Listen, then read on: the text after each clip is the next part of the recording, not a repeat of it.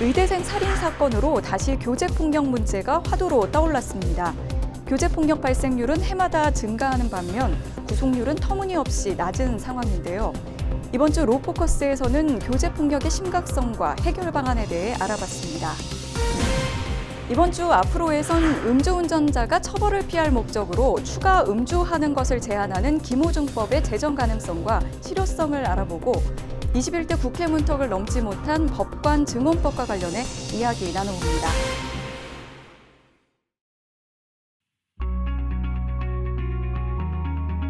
시청자 여러분 안녕하십니까? 5월 31일 로포커스 시작하겠습니다. 얼마 전 한 의대생이 교제하던 여자친구가 이별을 통보하자 앙심을 품고 살해하는 사건이 발생해 큰 충격을 줬습니다. 연인에 대한 폭행과 살해 사건이 연이어 발생하면서 교제폭력 문제가 다시 사회적 화두로 떠올랐는데요. 교제폭력 피해자가 갈수록 늘어나는 가운데 이에 대한 마땅한 해결책은 없다는 지적이 꾸준히 제기되고 있습니다. 먼저 신예림 기자가 교제폭력의 심각성과 문제점에 대해 짚어봤습니다. 지난 6일 서울 강남역 인근 건물 옥상에서 한 20대 남성이 흉기로 연인을 찔러 숨지게 하는 사건이 발생했습니다. 여자친구가 이별을 통보했다는 이유였습니다. 연일 쏟아지는 범죄로 묻힐 뻔하던 사건. 그러나 피의자 남성이 명문대 의대생이자 수능 만점자라는 사실이 알려지며 이목이 쏠렸고 교제폭력 문제도 재조명됐습니다. 교제폭력 문제가 그간 상대적으로 주목받지 못한 것은 하루 이틀 일이 아니기 때문입니다.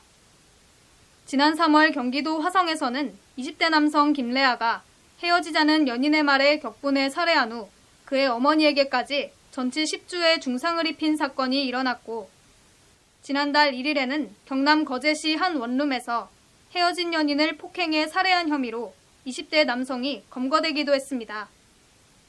교제폭력은 꾸준히 늘어나고 있습니다. 경찰청 통계에 따르면 교제폭력으로 검거된 피의자 수는 지난 2019년에서 2020년으로 넘어가며 소폭 감소하는 듯 했으나 2021년 10,000명을 넘긴 후 지난해까지 3년 연속 증가했습니다. 올해도 상황은 마찬가지. 지난 1월부터 4월 말까지 접수된 교제폭력 신고 건수만 벌써 약 26,000건에 달합니다. 한국데이트폭력연구소에 따르면 교제폭력은 친밀한 관계에서 일어나는 모든 폭력을 가리킵니다. 언어적, 신체적, 경제적 폭력부터 성폭력, 디지털 폭력 등 여러 형태로 나타나는데 관계가 종결된 후 지속되는 심리적 손상도 포함됩니다. 갈수록 늘어나는 피해자의 그 유형도 다양한 교제폭력. 그러나 연인이라는 관계의 특수성 때문에 예방과 대처는 미흡합니다. 친밀했거나 친밀한 관계에서 일어난 일이다 보니까 사회 구성원들 자체가 피해 발생 사실에 대해서 잘 인식하지 못하는 경향이 있고 피해자도 범죄가 아닌 거라고 생각을 해서 신고하지 못하거나 아니면 피해자에 대한 그런 보호 조치를 요청하지 못하는 경우가 있다고 생각합니다. 높은 재범 가능성도 위험 요인으로 꼽힙니다. 가해자와 피해자가 가까운 연인 사이였던 만큼 상대방의 주소 등 개인정보와 생활 반경을 잘 알고 있는 경우 보복 범죄에 쉽게 노출될 수 있기 때문입니다. 실제로 지난해 4월 서울 금천구에서는 자신을 교제폭력으로 경찰에 신고한 연인에게 앙심을 품고 조사받은 당일 보복살인하는 사건이 발생했습니다. 이어 같은 해 7월에는 인천 남동구에서 출근길에 나선 한 여성이 근처에 숨어있던 전 남자친구가 휘두른 흉기에 목숨을 잃기도 했습니다. 이 과정에서 범행을 말리던 여성의 어머니도 흉기에 양손을 크게 다치는 등 피해를 입었습니다. 여성은 이미 전 남자친구를 스토킹 혐의로 신고한 상태였으나 경찰에게 신변보호용 스마트워치를 반납한 지 나흘 만에 사고를 당했습니다. 상황이 이렇다 보니 피해자들은 교제폭력을 당하고도 보복이 두려워 신고를 꺼리거나 신고하더라도 그 후 처벌을 원치 않는다고 말하는 경우가 다수 발생하고 있습니다. 문제는 교제폭력이 반복되다 교제살인으로까지 이어지는 경우가 적지 않다는 겁니다. 한국여성의 전화는 언론 보도된 사건을 토대로 지난해에만 최소 138명의 여성이 자신의 배우자나 연인에게 살해됐다는 결과를 발표하기도 했습니다. 즉 말하자면 나흘에 한 번씩 교제폭력으로 인한 살인이 발생하고 있는 겁니다. 전문가들은 법적 논의가 미비하다는 점에는 대부분 공감하지만 구체적인 해결 방안에 대해서는 여러 견해가 엇갈리고 있습니다.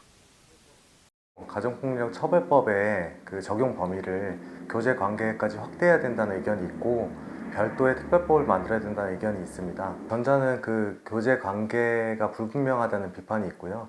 후자는 개별 사건마다 특별법을 만드는 것은 바람직하지 않다는 비판이 있습니다. 일단은 그 교제 폭력 범죄에 대해서 그 심각성에 대해서 사회적인 인식 개선이 필요하다고 생각을 합니다. 수사기관에서도 지침을 구체화해서 초동 수사에서부터 누락된 사안이 없이 사랑이라는 이름의 가면을 쓴 범죄, 교제폭력.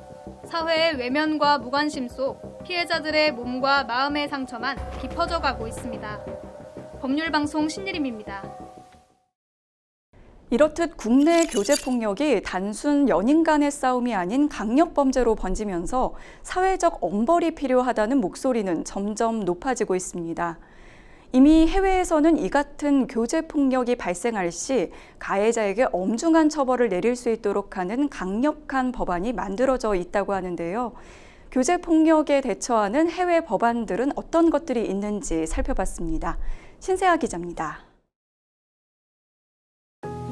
사랑하는 사람이 악마로 변하는 순간 연인 관계는 온데간데 사라지고 가해자와 피해자 관계만 남게 되는 교제폭력. 폭행에서 나아가 살인이라는 끔찍한 범죄로까지 나아가는 상황임에도 국내 법원에선 교제폭력에 대한 관대한 판결을 내리고 있는 실정입니다. 연인이었다는 이유만으로 폭력의 범주에 넣을 수 없다는 게 판례 추세이기 때문입니다.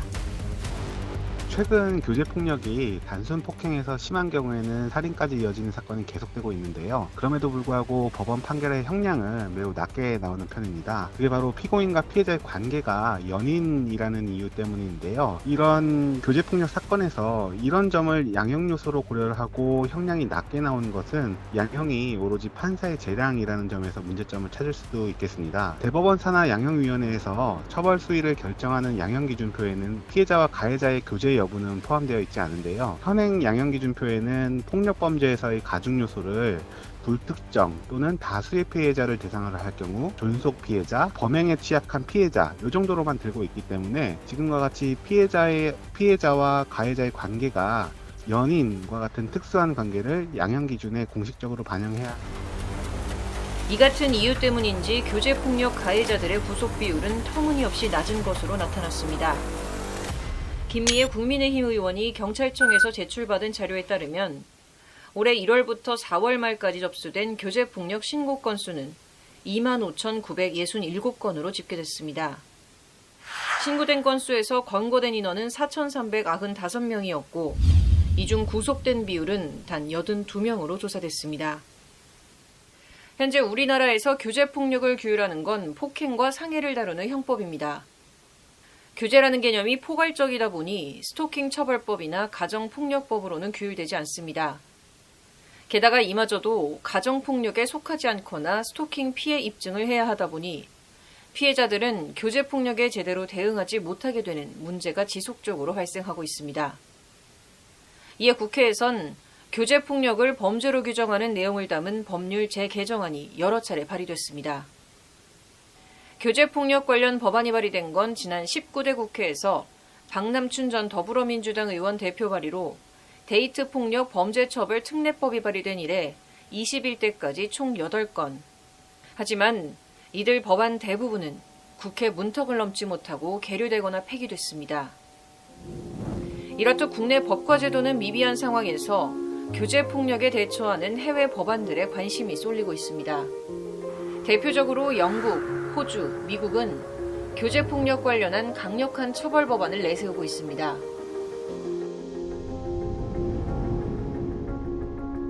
(2014년부터) 시행된 클레어법은 남자친구의 폭력에 시달리다 사망한 여성 클레어 우드 이름에서 비롯됐습니다.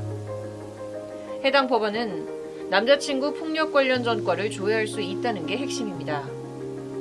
전과 조회는 경찰에게 전화하거나 직접 경찰서를 찾아가 신청할 수 있고 신청을 접수받은 경찰은 정보 공개가 필요한지 여부와 비례 원칙에 맞는지 등을 고려해 공개 여부를 결정하게 됩니다.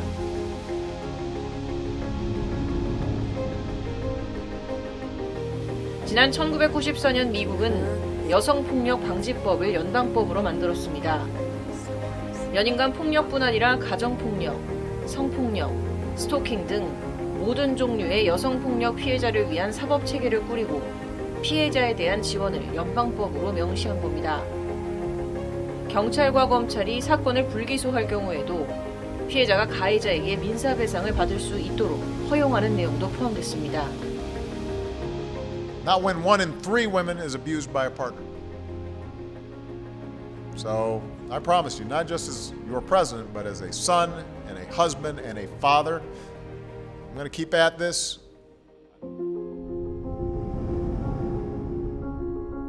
또한 호주에선 교제폭력 가해자가 경찰 명령 발동 후 72시간 동안 피해자 또는 피해자가 있는 곳에 접근할 수 없습니다.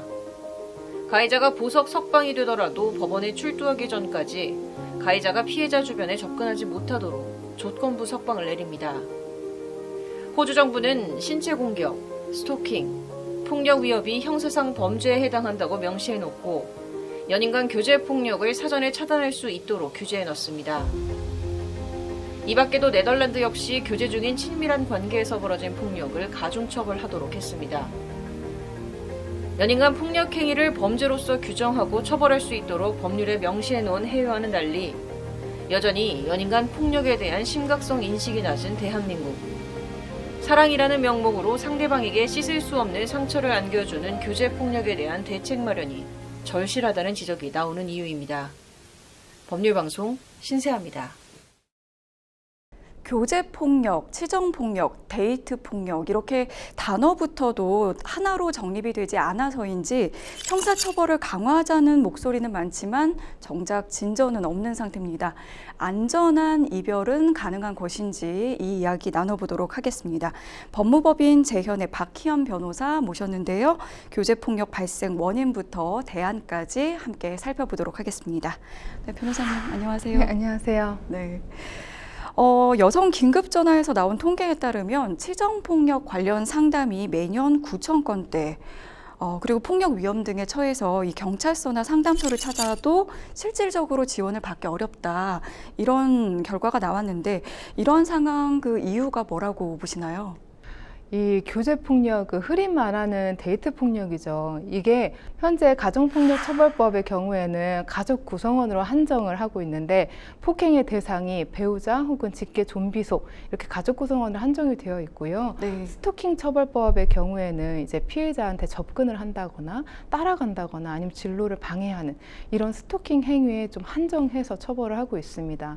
그러다 보니까 이제 교제폭력은 일반적인 폭행 사건으로 처리가 좀 되고 있는 상황인데요. 이 가정폭력이나 스토킹 처벌 같은 경우에는 피해자를 보호를 위해서 접근 금지 명령을 해줄 수 있는 법적인 근거가 있습니다. 네. 그런데 일반 폭행 사건 같은 경우에는 그런 법적인 처벌 근거가 없기 때문에 실질적으로 피해자를 보호해 줄 수 있는 접근 금지 명령이라거나 이제 스마트 워치를 이제 좀 제공을 한다거나 이런 실질적인 도움을 주기가 어려운 실정입니다. 그래서 이제 현직 그 수사기관에서는 어떻게 교제폭력에 대해서 처리를 하고 있는지 좀 확인을 해봤는데 아무래도 이런 법적 규정은 없지만 이런 교제폭력이 아무래도 그 위험성이 높다 보니까 좀 심각하게 인식을 하고 있고요. 그래서 여성 청소년계에서는 좀 무리를 해서라도 이런 피해자를 보호하기 위한 조치를 해주려고 노력하고 있다고 합니다.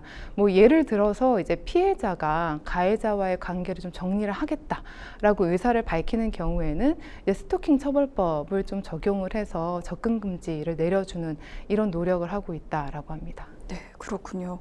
이 교제폭력으로 검거된 피의자 수를 좀 알아봤는데요.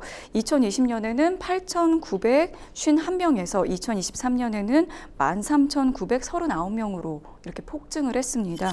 교제 폭력 갈수록 좀 심각해지고 있는 양상인데요. 어떠한 이유로 이렇게 계속 더 심각해지고 있다고 보시나요? 아무래도 이제 교제 폭력에 대한 엄중한 처벌이 이루어지지 않고 있다 보니까 이 교제 폭력에 대한 발생이 좀 쉽게 일어나고 있는 것 같습니다. 그러니까 이게 교제 폭력에 관한 양형 기준이 없고 일반 폭행하고 동일하게 처리가 되고 있는데요. 네. 그러다 보니까 아무래도 충분한 형량이 지금 선고되지 못하고 있는 게 실정입니다. 또 이제 법원에서는 이런 연인 관계의 특수성을 좀 감안을 해서 판결을 내리고 있기도 하고요. 특히 이제 피해자 같은 경우에는 이제 아무래도 가해자가 본인하고 이제 연인 관계였다 보니까 이런 여러 가지 문제로 인해서 합의를 많이 해주고 있습니다. 뭐 피해자 입장에서는 가해자가 연인 관계이니까 마음이 좀 약해지는 경우도 있고요. 네, 그럴 수 있죠. 네, 그렇죠. 그리고 아무래도 나에 대해서 너무 많은 것을 알고 있는 상대다 보니까 사실상 보복에 대한 두려움도 상당히 네. 큽니다. 그리고 아무래도 이제 교제 폭력이라는 특수성이 어떤 통제된 상황 안에서 지속적이고 반복적으로 폭력이 이루어지고 있다 보니까 피해자 입장에서는 이제 심리적으로 아주 많이 취약해져 있는 상태에서 좀 무력화된 상태에서 가해자가 나에게 좀 합의를 하자 뭐 이런 식으로 강요를 하고 압박을 하면 아무래도 그에 따라서 합의를 하게 되는 거 상당히 많습니다. 그런데 이게 이 합의라는 게 양형에는 많은 영향을 주기 때문에 아무래도 합의를 하면 처벌이 경미해질 수밖에 없습니다. 그리고 또 이게 교제 폭력을 일반 폭행 사건으로 치부해서 처리를 하다 보면 이 폭행죄는 반의사 불벌죄라고 해서 피해자가 처벌을 원하지 않는다라고 했을 때에는 처벌 자체를 할 수가 없습니다. 그러다 보니 처벌 자체를 엄중하게 할 수 없다라는 현실적인 문제가 있습니다. 네. 말씀해 주신 것처럼 약간 법의 사각지대에 놓여 있다 이런 지적이 있는데요. 현재 가정폭력범죄 처벌법이라든지 스토킹 범죄 처벌법, 여성폭력 방지 기본법 이렇게 폭력과 관련된 법에서는 교제 폭력 조항이 포함돼 있지 않습니다. 그러다 보니까 이제 연인 관계라는 이런 특수성이 존재하는 경우에 아직까지는 이 부분이 좀 법적으로 처벌을 할 수가 없는데 개선할 수 있는 어떤 방안은 없을까요? 이 교제 폭력에 대한 법적 규정을 해야 한다라는 목소리는 지금 계속 지속되어 네. 오고 있는데요. 단순히 이 법적 규정을 넘어서 연인 간의 이 통제성 아래 발생하는 폭행을 가정폭력의 범주로 동일하게 인식을 해서 현행 가정폭력 처벌법으로 처벌을 하는 게 필요하다라고 네. 봅니다. 일단 실제로 다른 선진국에서는 가정폭력과 교제폭력을 동일한 범주로 인식을 해서 이미 처벌을 하고 있는데요. 영국 같은 경우에는 교제폭력을 가정폭력과 동일한 법률로 처벌을 하고 있고요. 하물며 이제 연인의 과거 전과 기록까지 조회를 해볼 수 있는 그런 법률까지 시행을 하고 있다고 합니다. 그리고 가까운 나라인 일본만 보더라도 이제 가정폭력의 대상을 가족 구성원으로 한정을 하지 않고 생활 본거지를 함께 하고 있는 교제 관계로까지 확대해서 적용을 하고 있습니다. 네, 그렇군요. 최근에 이제 교제 폭력이라든지 교제 살인이 많다 보니까 아마 새롭게 시작하는 22대 국회에서도 관련 법안들이 좀 나올 것으로 예상이 됩니다. 그런 법안들이 좀 나오면 실질적으로 좀 예방이 될 수 있을까요? 네, 이게 교제 폭력이 일반 폭행에 비해서 훨씬 심각하고 중대한 범죄인데요. 교제 폭력만을 위한 양형 기준과 처벌 규정이 반드시 필요하다라고 보이고요. 그리고 이런 처벌을 강화할 필요성이 충분히 있습니다. 교제 폭력에 대한 법안이 도입이 되고 그로 인해서 엄중한 처벌이 계속 이어져 나간다면 그렇다면 교제 폭력의 예방이 충분히 가능할 것이라 생각됩니다. 네. 법의 미비로 더 이상은 무고한 희생자가 발생하지 않도록 22대 국회에서는 관련 법안 논의가 더욱더 활발해지길 기대해 보겠습니다. 네, 오늘 말씀해 주신 변호사님 고맙습니다. 네, 감사합니다.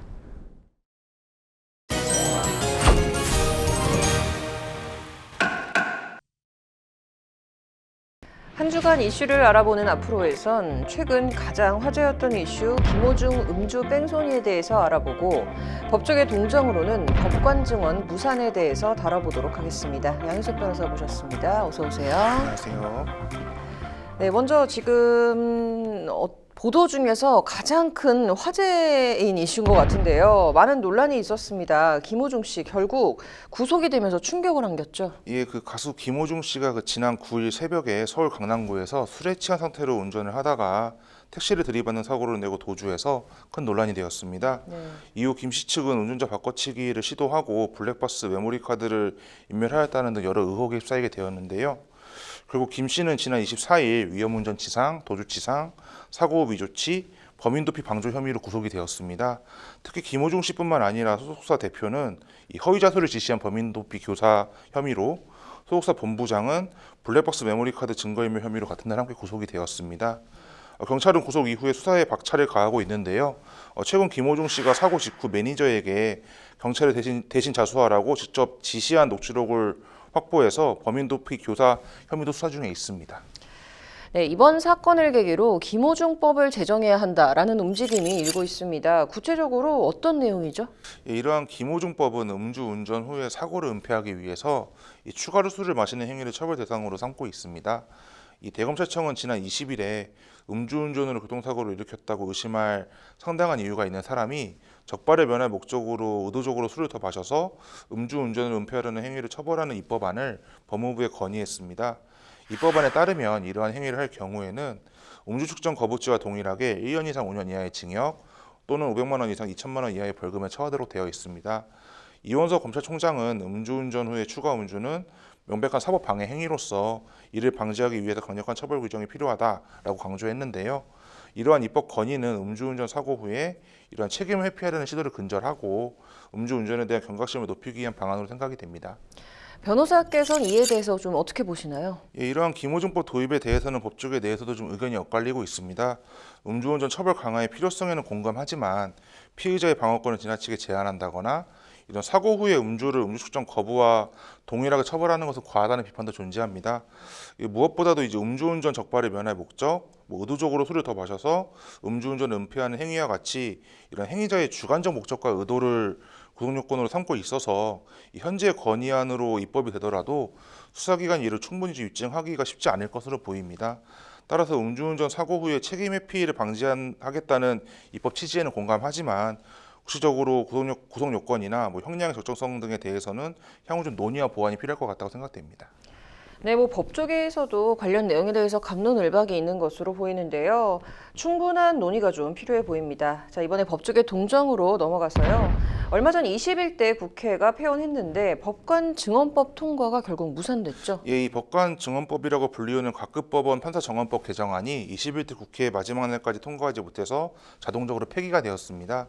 개정안은 현재 3,214명인 판사 정원을 5년에 걸쳐서 순차적으로 370명 늘려서 3,584명으로 하는 것이 골자였는데요. 이 법안은 지난 7일 법제사법위원회 법안심사 제1소위를 통과하는 등 진전이 있어서 본회의 통과가 기대가 되었는데요. 다만 이후에 이 법사위 전체회의 개최나 본회의 상정이 이루어지지 않아서 결국에는 폐기 수순을 밟게 되었습니다. 법관 증언이 무산되면서 올해 법원이 신규로 임용할 수 있는 판사 수가 100명이 채 되지 않을 전망인데요. 이는 그동안 매년 130에서 150명씩 임용해 온 것에 비해서는 크게 줄어든 규모라고 생각됩니다. 무산된 이유는 뭘까요? 일단 무엇보다도 여야가 이른바 최상병 특검법 재표결을 앞두고 극심하게 대치를 하면서 다른 법안 처리에 신경 쓸 여력이 없었던 것으로 보입니다. 이로 인해서 법사위 전체 회의가도 열리지가 않아서 법관 증언법이 본회의가 상정되는 등 후속 절차를 진행할 수가 없었습니다. 또한 이 법관 증언법과 검사 증언법을 함께 처리해야 되느냐와 같은 문제에 놓고서도 여야가 좀 의견을 좁히지 못했는데요. 법관이 증언되는 만큼 공판검사 등 검사의 증언도 좀 함께 증언해야 한다라면서 이를 좀 연계해야 된다라는 것이 여당 쪽 의견이었고 검사 증언에는 반대하는 야당 쪽 의견이 서로 좁혀지지가 않아서 이렇게 무산이 된 것으로 보여집니다. 자, 이번 좀 법관 증언법 무산으로 인해서 앞으로의 영향이나 이런 건 좀 어떻게 보시나요? 일단 이렇게 법관 증언이 무산이 돼서 신규 임용 규모가 줄어들 경우에는 법원 내 재판부 수가 감소하고 이는 곧 재판 지연으로 이어질 가능성이 높습니다. 최근 사건이 많아지고 복잡해지는 추세인 반면 법관 수는 그에 미치지 못해서 재판 지연이 심화되고 있는데요. 민사 항소이유서 제출 의무화 등 관련 법안을 마련하더라도 법관 증언 없이는 재판 지연이 개선되기는 어려울 것으로 보입니다. 이 업무 과중으로 인해서 사직하는 법관이 늘어날 수도 있고 법관 부족 현상은 더 심화될 우려도 좀 제기가 되고 있는데요. 대법원은 이에 따라서 22대 국회에서 신속히 법관 증언을 위한 입법을 재추진해서 국회에서 최우선적으로 처리할 수 있도록 최선을 다하겠다는 입장을 밝힌 걸로 알려져 있습니다. 이 법관 증언이 무산된 것은 이 국민의 신속한 재판을 받을 권리와 직결이 되는 문제인데요. 여야의 정쟁 속에 좀 21대 국회에서 통과되지 못한 점이 아쉽긴 하지만 22대 국회에서는 법관 증언 문제가 좀 조속히 해결돼서 재판 지연이 해소되기를 바라고 있습니다. 네, 재판 지연에 대한 문제점은 꾸준히 지적되어 왔음에도 불구하고 정쟁에 밀려서 좀 무산된 느낌도 없지 않아 있는 것 같습니다. 22대 국회에서는 좀 말씀대로 해결되기를 바라보도록 하겠습니다. 오늘 말씀 여기까지 듣겠습니다.